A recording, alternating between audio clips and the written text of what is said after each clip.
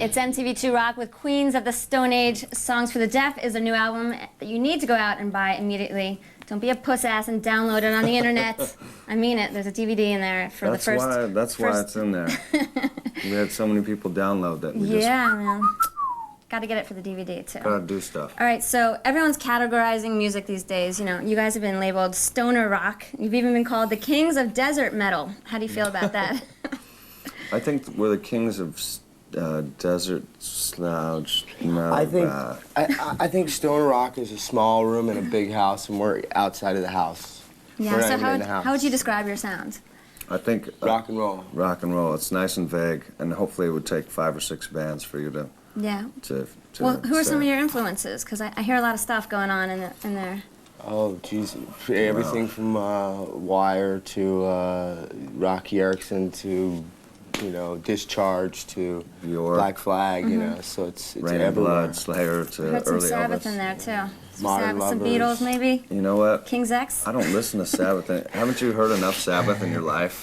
No, there I needs to have. be more Sabbath. Bad Brains, Cro-Mags, you know, a lot of cool stuff. I heard a lot of Masters of Reality too, and that's You before know it. I knew that you worked with Chris Goss. You know, I called that one. You lie. I don't. All You are right. such a slunt. What? All right, stop calling me a slunt. Hey everyone, Queens of the Stone Age are here on MTV2 Rock. Give them a big hello. Now, you guys just worked on a movie soundtrack, Huggy. right? Yeah. How did that go for Dangerous Lives of Altar Boys, new Jodie Foster film? Yeah, well, she's a one-legged nun. New Jodie Foster? Yeah. Yeah. And these guys have like these comic book alter egos, and so the movie's half animation and half live action, and we did the music for the animation. Now, is it more of a score or is it songs? There's No, a song at the scores. end. It's just Yeah, all it's- the same.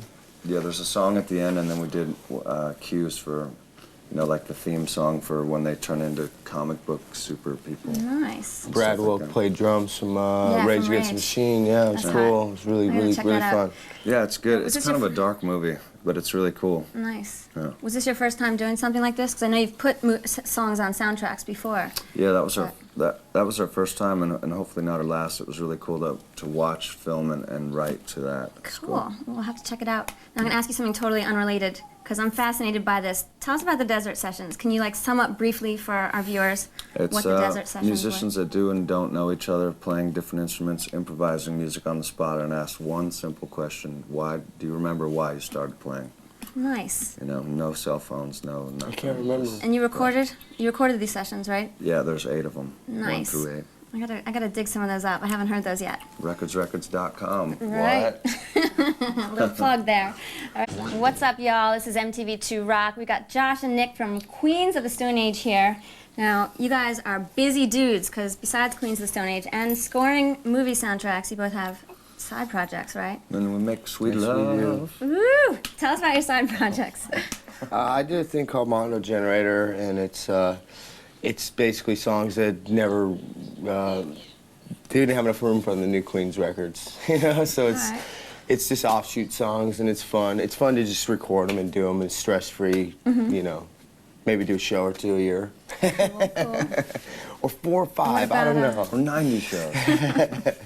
What about headbands? What's going on with The that? headband. The with headband is Twiggy. more of a theory than a band right now. It's just it's a kind of a drunken idea, I think. It's with Twiggy and Casey Chaos from Amen. Amen, yeah. And I'm also in a band called the Eagles of Death Metal. Ooh, Eagles of Death Metal. We're kind of Nice. death metal, but we're like the Eagles. lots of 5-part harmonies going on, and It's kind of like stripper drum beats and bluegrass slide Yeah, guitar. And nice. We just did a bunch of new recordings of some of the stuff. Headband hasn't started yet, but we just did. I think he started a new Eagles, and I just finished a new Mondo. So it's gonna be, you know, it's Now, cool. are any of these bands going to come out on Records? That's another plug. Actually, yeah. Yes, I'm glad you brought up Records. No, Eagles of Death Metal's coming out on that, and the headband will too. Nice. Well, we're looking forward to hearing them. What's up, guys? You're watching MTV2 Rock, and this is Queens of the Stone Age here today. Songs for the Deaf is their new CD, which kicks ass, so go out and buy it because there's a limited edition DVD in the first pressing, right? Only the first pressing, so you need to go out and buy it. What's on the DVD? It's a bunch of live footage. We did a show at the Troubadour in LA, and a bunch of studio footage at the site and various other studios, Conway. And there's a little bit of drunken festival footage. All right, we love drunken festival footage. What about video clips? Anything from the video? No. No. All right, well, we're about to see the video, so you can see it here. So whose idea was the garden gnomes? Well, I think everyone loves garden gnomes. Actually, this guy Dean Carr, he's mad. Yeah, he directs a lot of videos. Yeah, and he's mad. He usually throws rabbits into the videos. Well, yeah, Did he sneak any rabbits into your video? No, I think the gnomes took over the rabbits. And the crazy deer, the ass-kicking deer. Yeah. Now, do you guys get involved creatively in your videos? We used to try, but we realized we ruined them every time we did that. You got some weird videos, man. They're like these crazy public service announcements, almost. Well, we try to help the kids. Yeah. I mean, I think that's really what we're out here to do, is to try to help the kids. Yeah, well, it's all about helping the kids, man. Hey, it's MTV2 Rock with Josh and Nick from Queens of the Stone Age. Songs for the Deaf is their album that just came out, so you need to go out and buy it because it rocks.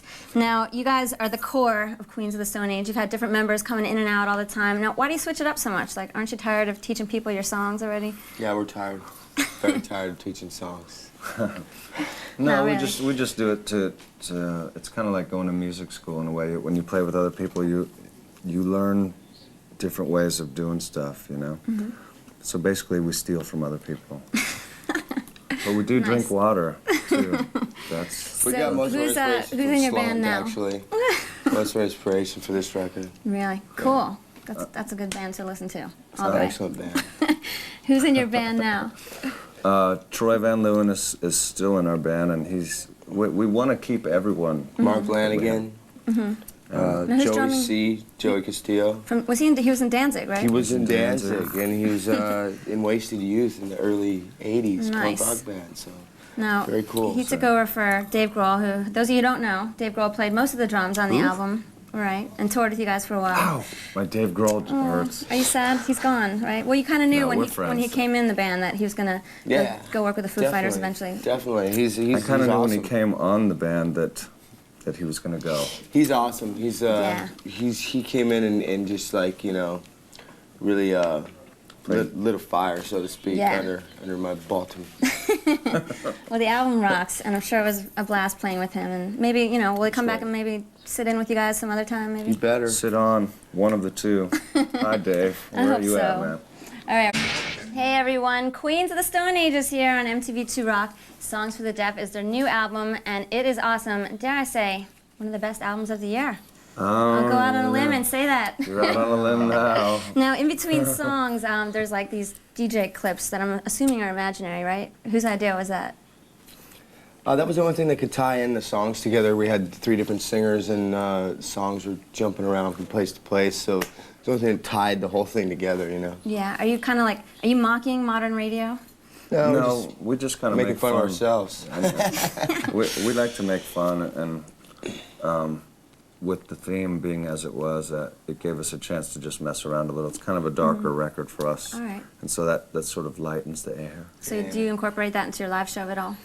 No, we definitely treat them live and studio as 2 separate entities. We did bring a DJ out on tour this once to open for us, C minus, so that was kind of tied it in. Not but, the same, though. Yeah, Not the same, no. It was a DJ of a different sort, so he didn't come out and go, hey, it's 2-for-1 drink specials, it's ladies' night.